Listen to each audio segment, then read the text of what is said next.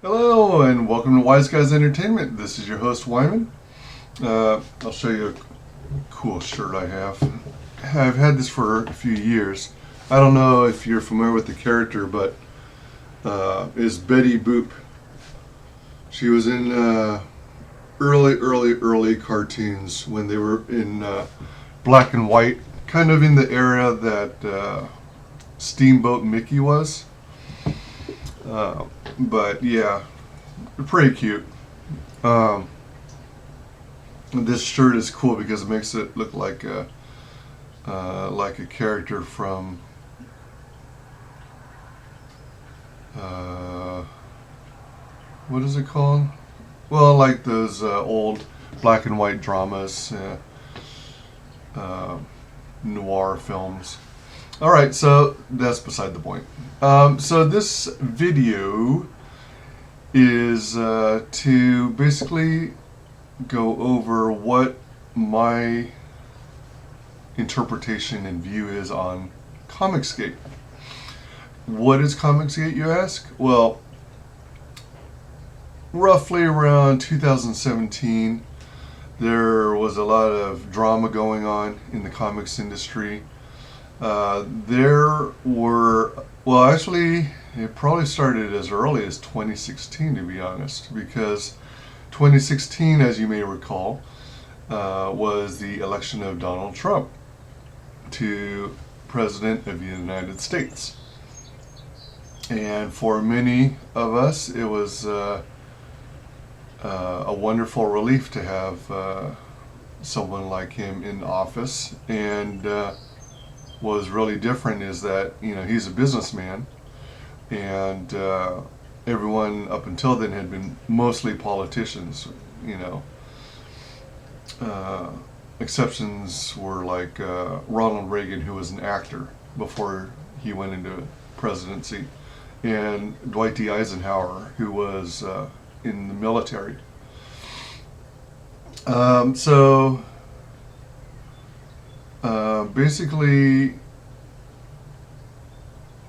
it set off a lot of people politically. People who didn't like that kind of had a meltdown, and they started taking it out on people who supported the results of the election and who were Donald Trump supporters. So it kind of filtered through different industries, particularly in media and entertainment, and it seeped into the comics industry. And there was a point at which people in that industry, in the professional industry, like at DC and Marvel, were starting to target people who they discovered were, say, Trump supporters or conservatives, independents, libertarians, and they started, you know, talking down to him, calling him names. And what's bizarre is they started to use the term Nazi, where none of them were Nazis, or at least 99.9% of them weren't. There might be a 0.00001% that were maybe legit Nazis. I don't know, but they went and started calling them Nazis and misogynists and sexist, and that started seeping into other industries like movies, TV, and you know, various fandoms. It might even be infecting, or might have already infected the anime slash manga area. Not quite sure about that part, but so they were talking down, talking smack to all these fellow creators, fellow peers, who just happen to have a differing opinion from what many of the industry might classify as like liberal-minded, left-wing, and it got worse and worse and worse as time passed. So going into like 2017, then you started hearing reports and stories about how they were actually trying to drive people who were in disagreement of the, I guess, liberal left-wing narrative or mindset, trying to drive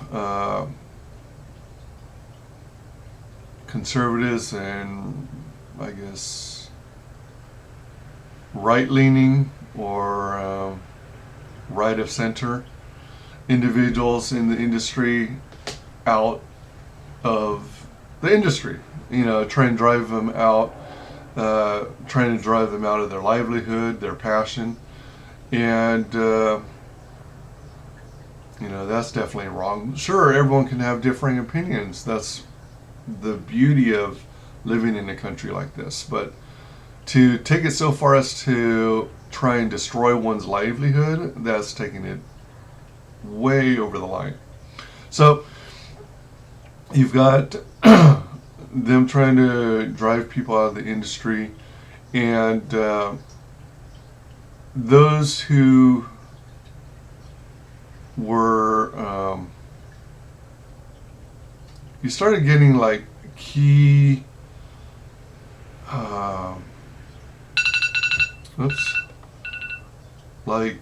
key polarizing figures, that's the term I was looking for, that started to come to crop out of seemingly nowhere, where it turned out that the big two, Marvel and DC, were starting to hire more and more of what they call SJWs, social justice warriors. I mean, it's one thing to believe in a cause and, you know, be an activist, but if your form of activism is to literally destroy people's lives and make death threats towards them, that's not okay. No bueno. So you've got all these bizarre SJWs invading the various fandom industries. Industries like movies, TV, film, well, film is movies, television, streaming content, even YouTube, social media. So there's a bunch of stories you'll easily find all of this covered in other YouTube videos too. I'm going to try and keep this semi-short because I tend to be a rambler. So then they started calling people who disagreed with them, well, the SJWs were starting to call people who disagreed with them, besides Nazis and misogynists and man babies and toxic white males. They started going, in the comics industry at least, they started calling those people who disagreed with them ComicsGate. There was a trend where people who were forced out of the industry and ridiculed, they started looking at other options because, you know, you got to make a living somehow.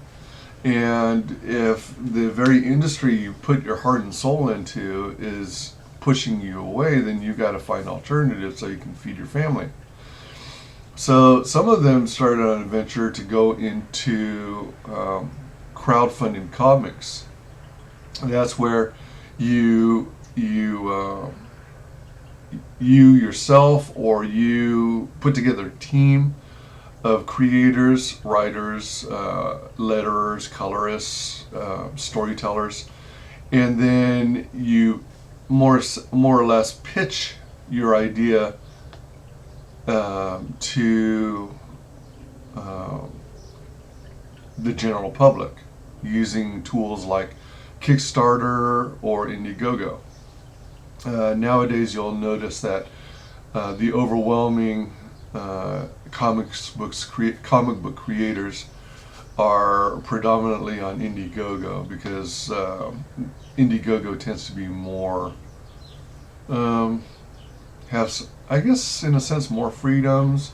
They're more, I guess, they're more friendly to comic book creators. I'm not sure if that's the most accurate term, but Kickstarter has become some entity where they are seemingly trying to push an agenda of their own. So if they don't agree with the message or the content of a comic book that is being advertised, then they're quick to shut it down or reject you. So anyway, a lot of comic book creators trying to find a new revenue stream are going to Indiegogo. So ideally you have some content you've created and you've gotten a good start on it, and now you're ready to advertise it. Then you do it through, say for example, you build a platform on YouTube and you promote and advertise through Twitter. That's just one model for crowdfunding comics. Not everyone does it precisely that way, but a lot of them do, and or a variation thereof. So you've got that going on, and I just realized I use the word "so" a lot.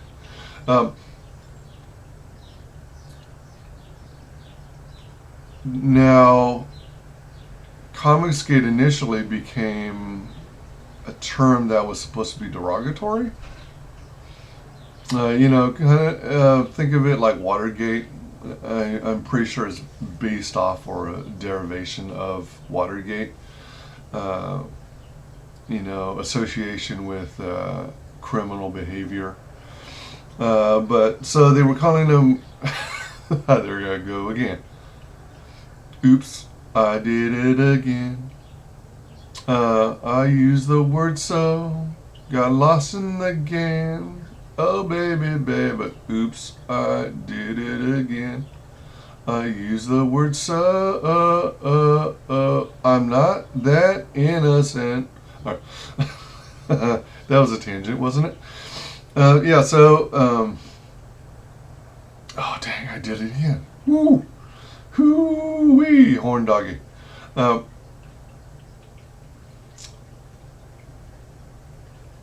So there were some prominent creators early on that were getting into this model.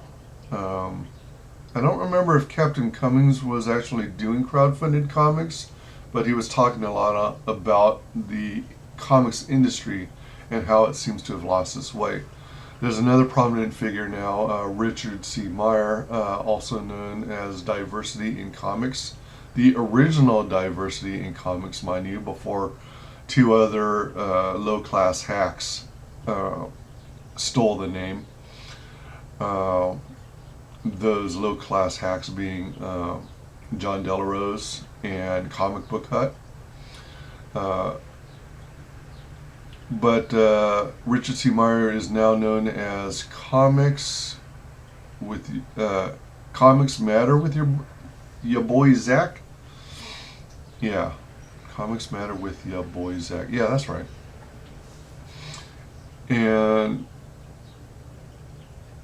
he was starting to, he's a huge comic book fan, and he was closely monitoring the industry. He was like sort of what some might classify as a quote-unquote founding father of today's ComicsGate.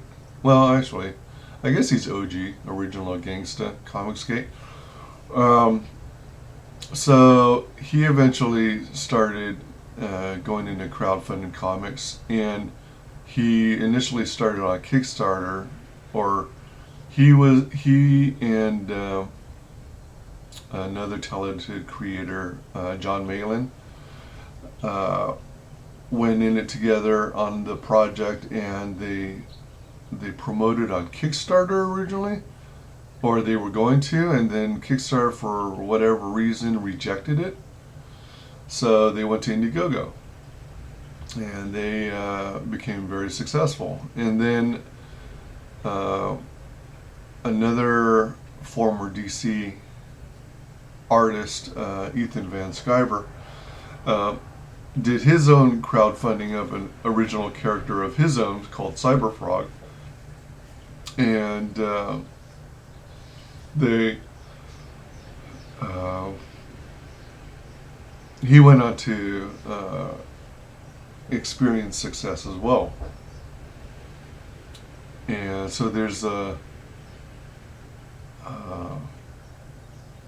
around that time is when it seemed like things were turning, and rather than take ComicsGate, the term, as a put down, they said, hey, let's just own it. Let's just own it. Let's take this name, turn a frown upside down, and turn a negative into a positive. We'll own this name, and we'll own the industry. Let's see here. Is there a way to pause this? Yeah, so they figured they'll take the frown and turn it upside down, and turn the term ComicsGate into a positive, kind of like a we'll show them. And ever since then, the rest is history. Now, basically what we're finding, as you've seen in the news, and if you stay up on the comic book industry, trades, or just comic book news in general, that the industry's in serious trouble with this whole COVID-19 coronavirus, China virus, Kung Flu virus. Things have gone nothing but downhill in the traditional comic book industry. In the traditional comic book industry, DC and Marvel have been spinning out simply the majority spitting out horrendous garbage. As I mentioned, there's a lot of SJW influence, and I was about to say intrusion, but more like invasion, SJW invasion into key areas of fandom. And then what they do is they spoil the original IP, intellectual property, the original characters, and they tweak them, they fundamentally change, there's a better term for this, but they twist and destroy the core of the very characters that we grew up loving in comics, and they pervert them into their own vision. So women start looking like men become overly feminine, they lose their masculinity, and lose their bravery and bravado.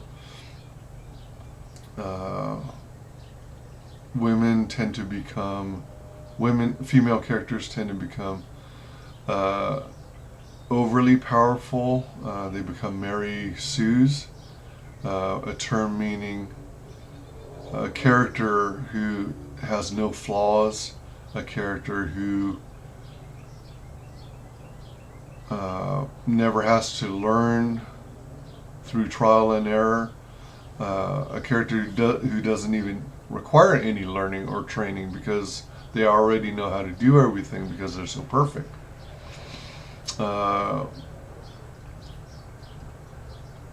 It's literally perfection. The very definition of perfection is what these Mary Sue characters are about. Those characters, in turn, destroy the whole original property, and it drives people away. The fans will only stay with you so long to see how it's going, to see where you're going with this, and if the story's going to hell, the artwork's going to hell, and you're starting to show more and more lack of interest in supporting the fans, then yeah, you're going to start losing your fan base. And but the thing about SJWs is they try to impose their will on you and try and force you to go with their agenda, go with their narrative, at the expense of the original IP. So they don't really care for the product they're writing or drawing for. They're only interested in injecting their propaganda, their politics, their beliefs on you. They're using this as a platform. So they're using existing characters you fell in love with as a kid, and they're perverting it to their needs rather than creating their own brand new characters.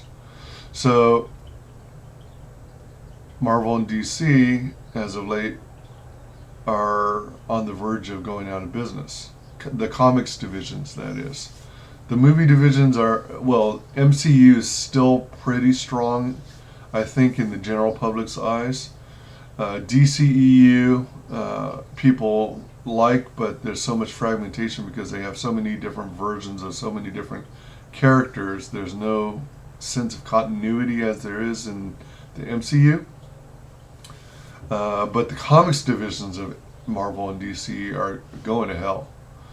They're at risk of going out of business. And with the latest news of Diamond, their monopolistic distributor, closing its doors for the foreseeable future, that means they are seriously at risk of getting their distribution model shut down. So they're scrambling, trying to figure out what to do. Meanwhile, ComicsGate has been flourishing for the past 2, almost 3 years. And you've got all these crowdfunded comics from these up-and-coming creators, as well as the pros who left Marvel and DC, and in some cases maybe even Image. I'm not sure if anyone from what's the other one? Is it Valiant, or it's not Vision? It might be called Valiant. I'm not sure if veterans from those from the smaller subsidiaries have broken off and gone into ComicsGate yet. But ComicsGate, to me, and based on what the consensus seems to be on the group of people I follow, is about returning to the gloriousness of, the earlier works, the Stan Lees, the Frank Millers, the Art Adams,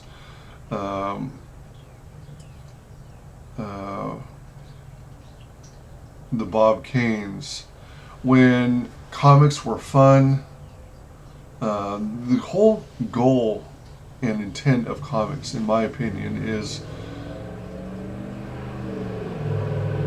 escapism.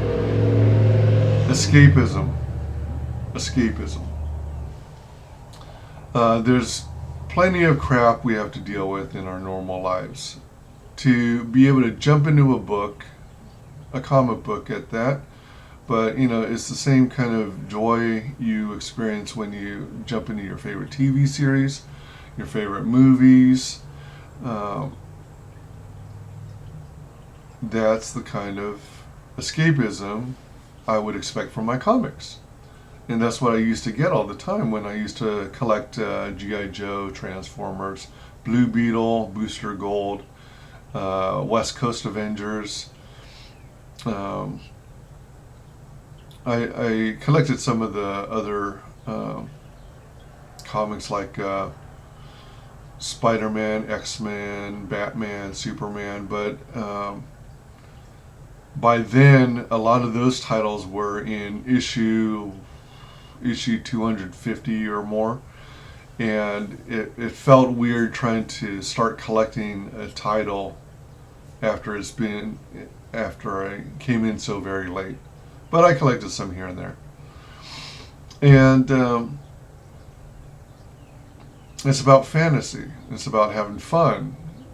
It's about joking around, and there's a sense of adventure, a sense of stakes, a sense of, heroes. They weren't necessarily perfect, but they had their problems. They got defeated, but they learned from it and they tried harder next time. And they also were not Mary Sue's. And the other thing I liked about comics in the days was that, they were those ideals. Ultra muscular men, ultra feminine females, women. And that was perfectly fine by me. I didn't have to see myself in comics. I didn't have to see a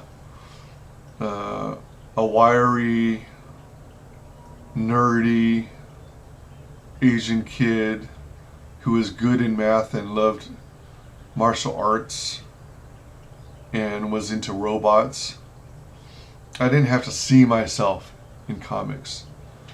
I simply wanted to be entertained. I wanted that escapism. So when they started drifting further and further away from that, at least for me, roughly 35 years ago, and with the increasingly jacked up prices, like comics at one point jumped from like 75 cents a floppy issue to $1.25 to $1.50 to $1.75, and kept going up from there. That's when I effectively stopped collecting comics. So those two main factors, finances and the quality of the work. It was only ComicsGate that pulled me back into comics. It got me all excited again. Women are looking like women again. Men are looking like men again. Men and women are heroic. Superheroes are saving people, not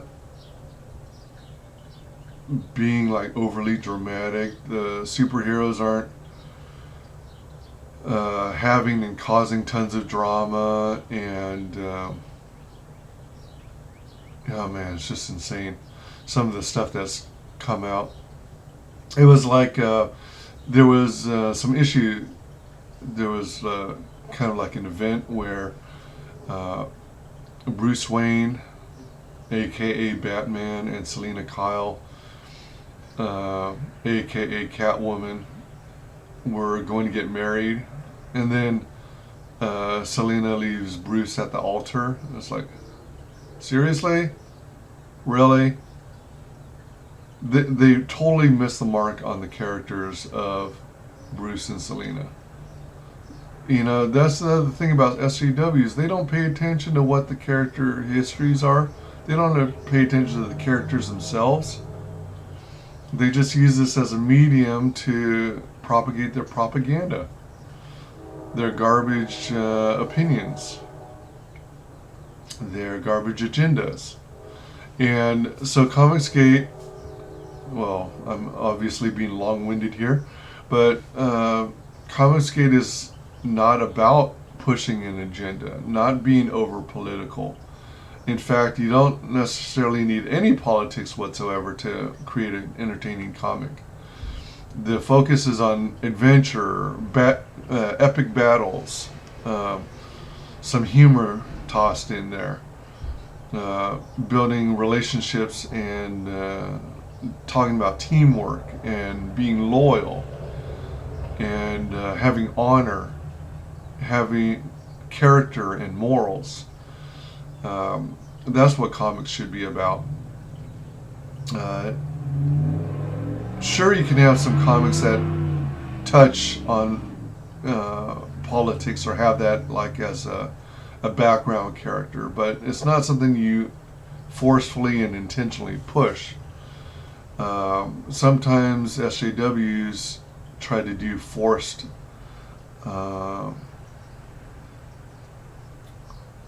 sexual and racial representation, and I mean that can be done naturally and subtly,